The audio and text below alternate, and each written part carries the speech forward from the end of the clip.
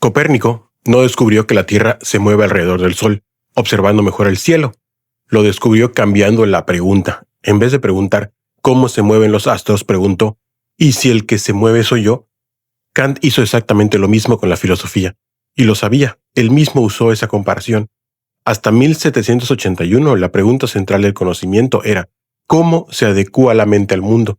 El mundo está ahí afuera, objetivo, y la mente lo refleja bien o mal. El conocimiento era cuestión de ajuste, como calibrar una cámara a la realidad que quieres fotografiar. Kant volteó la pregunta, ¿y si el mundo que conocemos se adecúa a las condiciones de nuestra mente, y no al revés? No está diciendo que el mundo no existe, está diciendo algo más preciso y más radical. El mundo tal como lo conocemos, estructurado en el espacio, en el tiempo, organizado por relaciones de causa y efecto, no es el mundo en sí mismo, es el mundo tal como nuestra facultad de conocerlo constituye necesariamente. Espacio y tiempo no son propiedades del universo que descubrimos, son las formas en que nuestra sensibilidad intuye cualquier experiencia posible. Sin ellas no hay experiencia. Con ellas toda experiencia queda ya estructurada antes de que el entendimiento diga una sola palabra. Eso tiene una consecuencia que incomoda. Nunca accedemos al mundo tal como es independientemente de nosotros. Lo que conocemos son siempre fenómenos, el mundo constituido por las condiciones de nuestra experiencia. Lo que Kant llamó la cosa en sí permanece fuera de nuestro alcance cognoscitivo, no por limitación accidental, sino por constitución. Es como preguntar qué color tiene el agua antes de que exista la luz. La pregunta no tiene respuesta posible, no porque seamos ignorantes, sino porque el color es una relación, no una propiedad aislada. Esto no es escepticismo. Kant no dice que no podemos conocer nada, dice que podemos conocer mucho, pero sabiendo exactamente desde dónde y con qué condiciones conocemos. Esa honestidad es la revolución. ¿Qué cambia en tu manera de ver el mundo cuando entiendes que no lo estás reflejando, sino lo estás constituyendo? Einstein dijo que el tiempo es relativo. El mundo se estremeció. Portadas, premios, revolución científica. Kant lo dijo 100 años antes y fue más lejos. Einstein demostró que el tiempo varía según la velocidad y la gravedad, que dos relojes pueden marcar diferente dependiendo de dónde están. Fascinante, ¿no? Pero Einstein seguía asumiendo que el tiempo existe ahí afuera en el universo, independientemente de quién lo mida. Kant dijo algo distinto y mucho más radical. El espacio y el tiempo no son propiedades del mundo, son las formas en que nuestra sensibilidad constituye cualquier experiencia posible. No los descubrimos en la realidad, los ponemos nosotros necesariamente antes de cualquier percepción. No es misticismo, es una observación precisa. Piénsalo así, nunca has tenido una experiencia que no ocurra en algún lugar y en algún momento. No porque el mundo lo exija, sino porque tu sensibilidad no puede intuir nada sin ubicarlo espacial y temporalmente. El espacio y el tiempo son las condiciones sin las cuales ninguna experiencia es posible para nosotros. Son anteriores a la experiencia, no derivados de ella. Kant los llamó intuiciones puras a priori, puras porque no vienen de ninguna experiencia concreta, a priori porque son condición de toda experiencia posible. Y esto tiene una consecuencia que Einstein no tocó. Si el espacio y el tiempo son formas de nuestra sensibilidad, entonces la geometría y la aritmética que se construyen sobre ellos no describen el mundo en sí mismo, describen la estructura necesaria de nuestra experiencia del mundo. Por eso son universales y necesarias, no porque el universo las obedezca, sino porque nosotros no podemos experimentar nada que las viole. No estamos midiendo el mundo, estamos midiendo las condiciones bajo las cuales el mundo se nos aparece. Einstein midió el reloj. Kant preguntó, ¿quién fabricó el tiempo? ¿Cuál de las dos preguntas te parece más inquietante? Hay preguntas que la humanidad lleva siglos haciéndose sin llegar a ningún acuerdo. ¿Existe Dios? ¿El universo tuvo un principio o es eterno? ¿El ser humano tiene libre albedrío o todo está determinado? Kant no la respondió, hizo algo más interesante. Demostró por qué no pueden responderse, porque eso no es una derrota sino un diagnóstico.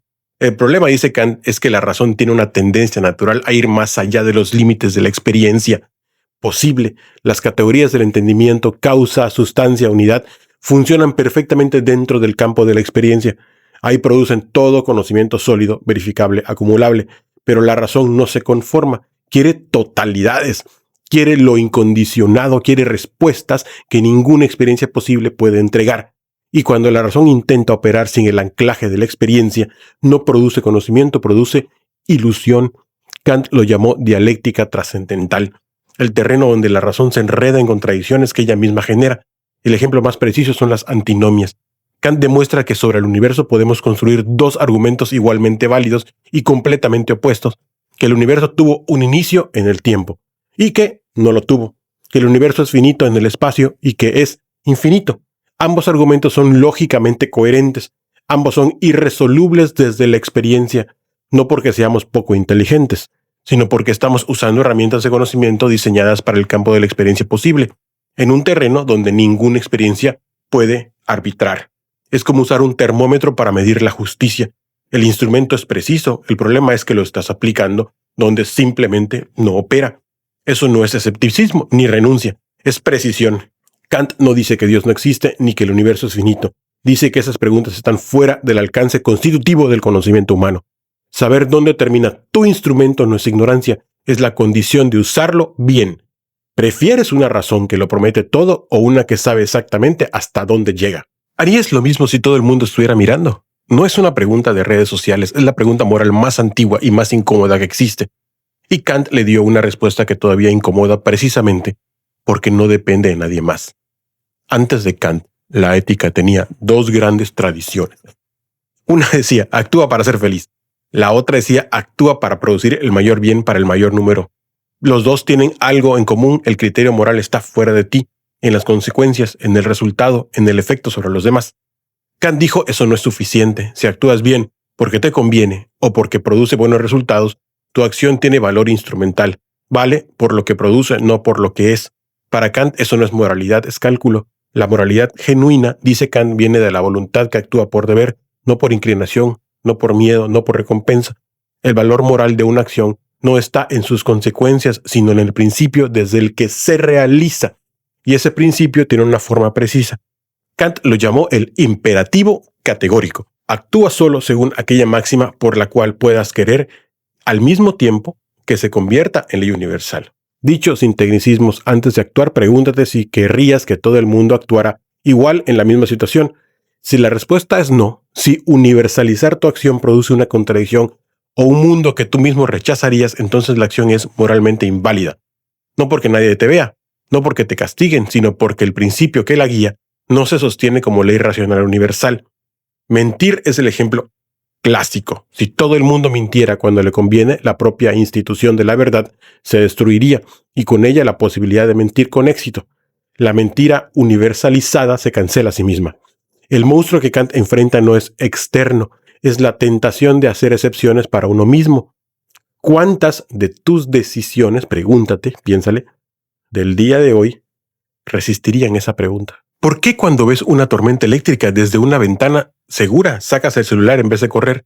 No es irracionalidad, es filosofía. Y Kant la describió con una precisión que ningún algoritmo de Instagram ha superado. Kant distingue dos experiencias estéticas que solemos confundir. La primera es lo bello. Cuando algo te parece bello, una melodía, un rostro, una flor, experimentas una armonía libre entre tu imaginación y tu entendimiento. No hay concepto que lo explique del todo. No hay interés personal en juego. No estás calculando utilidad. Es un placer desinteresado que, sin embargo, reclama acuerdo universal. No dices, a mí me gusta, dices, esto es bello, como si los demás deberían sentir lo mismo. Esa pretensión de universalidad sin concepto es lo que hace al juicio estético filosóficamente fascinante, y lo que lo hace irreducible a preferencia personal. Pero lo sublime es otra cosa. Cuando ves una tormenta, una montaña enorme, el océano de noche, el universo en una fotografía de telescopio James Webb, no sientes armonía, sientes algo que te desborda, que aplasta tu escala, que hace que tu cuerpo parezca insignificante. Y sin embargo no huyes, te quedas y algo en ti se eleva. Kant explica por qué. Lo sublime produce primero una experiencia de inadecuación sensible. La naturaleza nos supera físicamente sin remedio, pero inmediatamente la razón responde y descubre que hay algo en nosotros que no puede ser aplastado por ninguna tormenta. Nuestra capacidad de pensar lo ilimitado, de concebir el infinito, de juzgar moralmente, eso la naturaleza no lo toca. Lo sublime no es placer por la grandeza del mundo, es el descubrimiento de la grandeza de la razón humana frente a un mundo que físicamente nos aplasta. Por eso sacas el celular antes de la tormenta, no para capturarla, para testificar que estuviste ahí y no te destruyó. ¿Qué dice de ti? Lo que encuentras sublime.